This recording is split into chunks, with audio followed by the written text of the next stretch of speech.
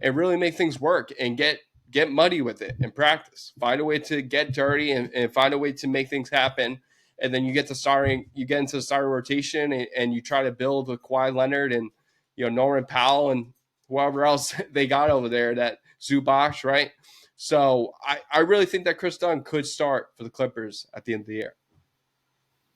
Yeah, I think it'd be interesting to see because in Utah he also was caught up in like a logjam. I mean, he started a number of games from over the last year or two, and it was good to see the Jazz give him a chance because he was outside the NBA for a little bit or G League, and then catches on with them.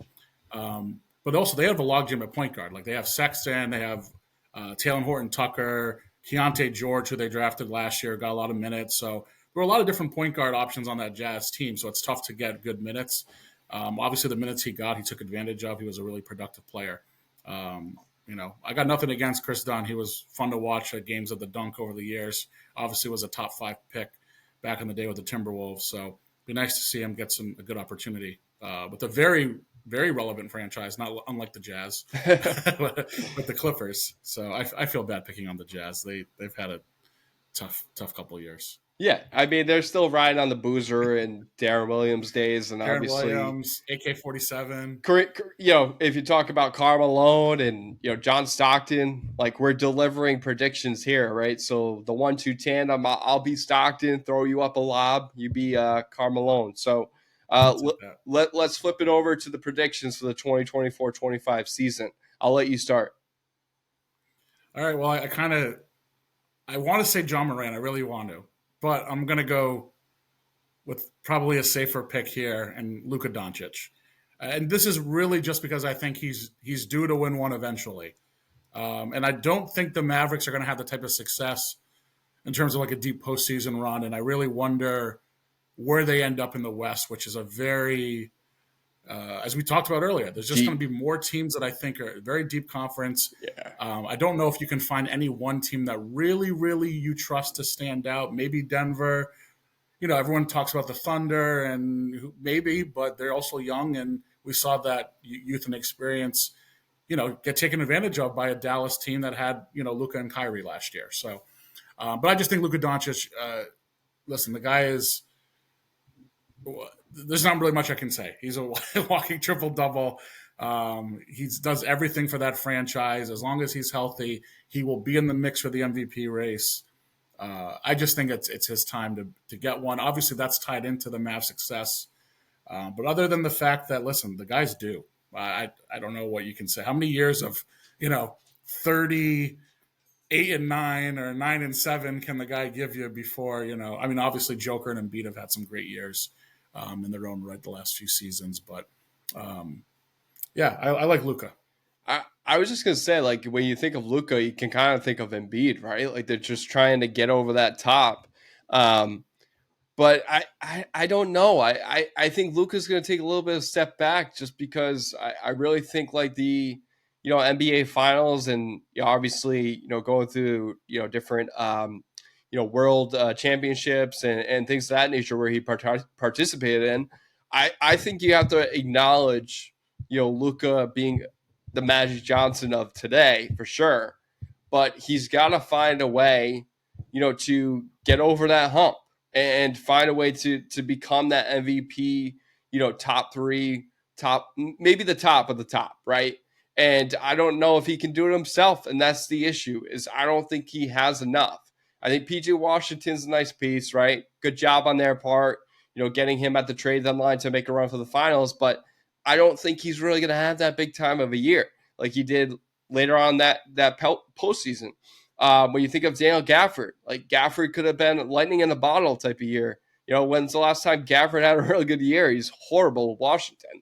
But I think when you look at Luka, he has all the skills and capabilities to do so, but he's got to just find help.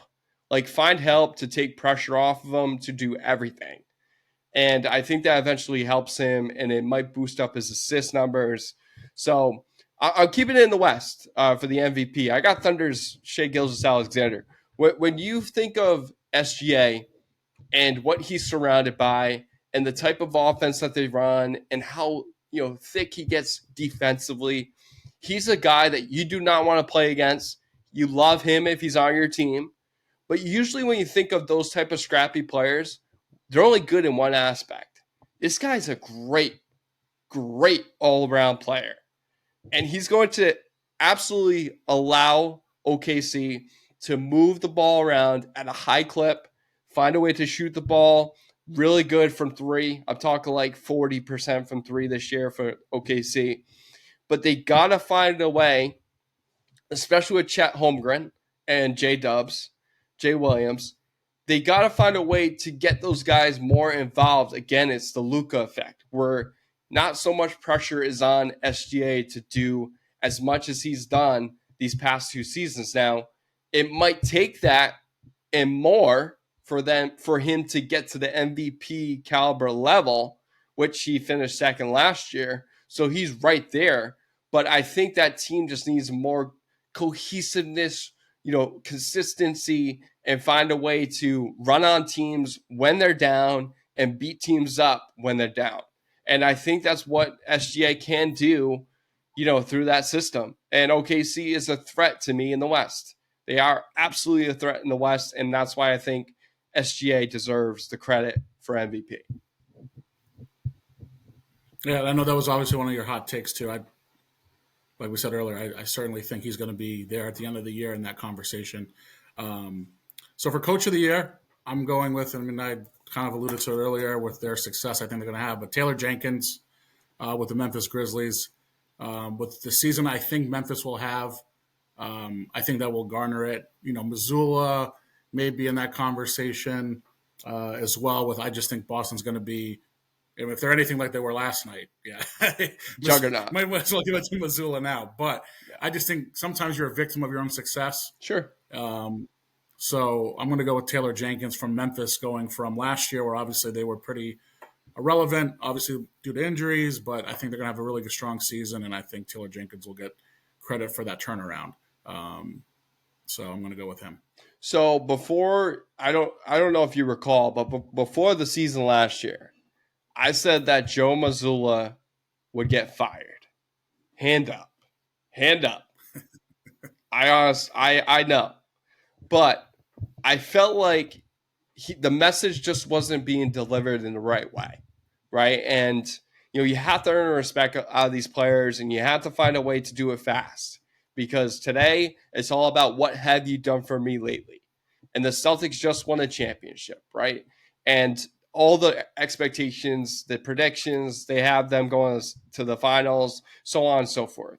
What I love about his mentality these days is keep that chip on your back, think of day by day, and chase that second.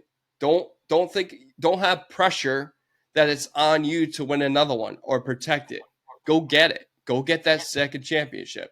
And I know it's hard for people to understand that perspective because Joe is a special guy. He is. He's very, like I said in the beginning, he's quirky. He has unimaginable, mindset, right? But he's unnormal, which is an okay thing. And I think it's something that has transpired and translated well within the locker room of the Celtics due to the fact that he thinks outside the box.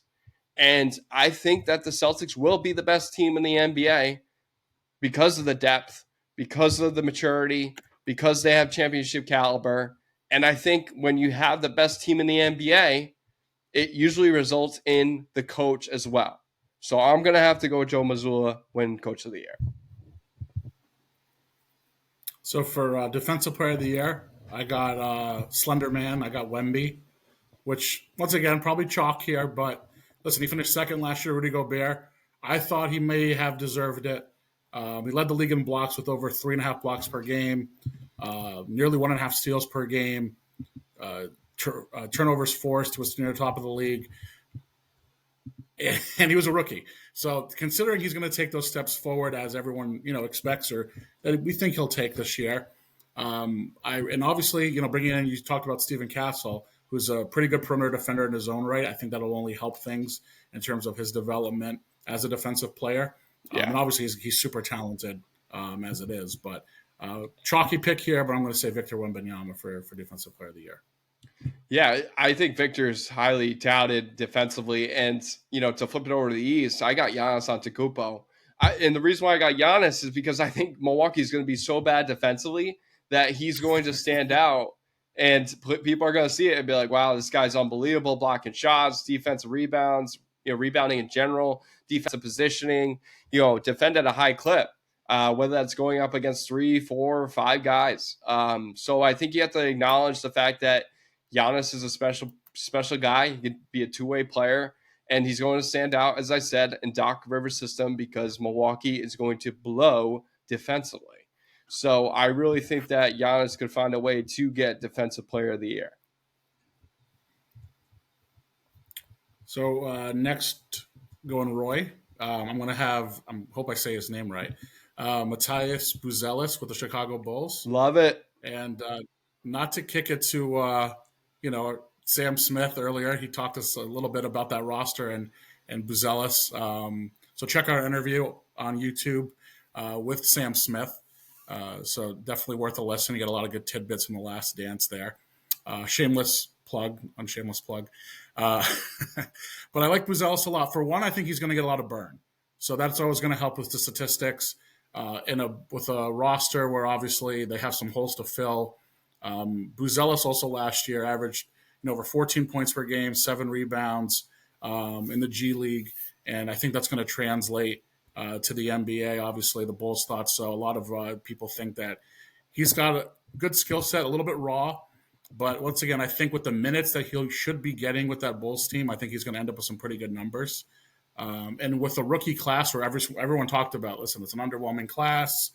What do you expect? So what can you expect from certain guys, especially some of the top picks that seem more like developmental guys? A guy like Buzelis, who got a lot of minutes in the G League, despite his, being young and kind of raw, gives him kind of that introduction into that NBA life. And I think he's going to translate once he gets that opportunity with the Bulls. So I kind of like him as a sneaky pick for Rookie of the Year. Yeah, and let's be honest with the Bulls, right? They really don't have like that standout guy, right? And I think like Zach LaVine's getting older, right? And they have Vucevic, obviously. So they have decent amount of pieces, but I think always when somebody says, "Oh, raw talent coming out of the draft and not as well in college and all that baloney," like it's all about the system, right? It's all about the coaching. And I think Billy Donovan's perfect for that system, and I think it's going to transpire perfectly. And you heard it from Sam Smith. Billy Donovan's not going anywhere. He will sign an extension, at the deadline or at the end of the season. So I really think highly of Buzelis, and I think he's going to be right there in the works in the making of Rookie of the Year. For me, it's Houston's Reed Shepherd. When I think of Reed Shepherd, I think of Klay Thompson, like a very mature, great defender. Does great shooter, right? Probably he's going to shoot 40% from three. But I think what's going to put him over the top is his it factor. Like he wants to win every possession. Like I want this is just a small video, but I watched a video of him on X, and it was him running up and down the court, first man up, first man back, right? And then even in transition. And when you have that guy as your leader, guess what? Others follow. So I think that will be prominent for Ime Udoka to have this guy on the court, with the mix of, Parker and, Green and, all the other guys that they have to mix, Thompson. But I think that they have to allow him to handle the ball more. And he's going to find a way to make things happen off the dribble and create, opportunities from three. So I got Reed Shepherd. I think it's a hell of a pick by Houston. I really love that pick. And just that video, if you haven't checked it out, go check it out. It's just a practice video, but you can just see it. He's out hustling everybody that has been in the NBA for 2 or more years. So go watch it. Yeah, and if you watched him at Kentucky last year too, I mean the talent was super evident. He had some big performances and big clutch time too, like 2 minutes to go in the game or less. Reed Shepherd was a guy that counted on as a freshman. Yeah. So I really think that says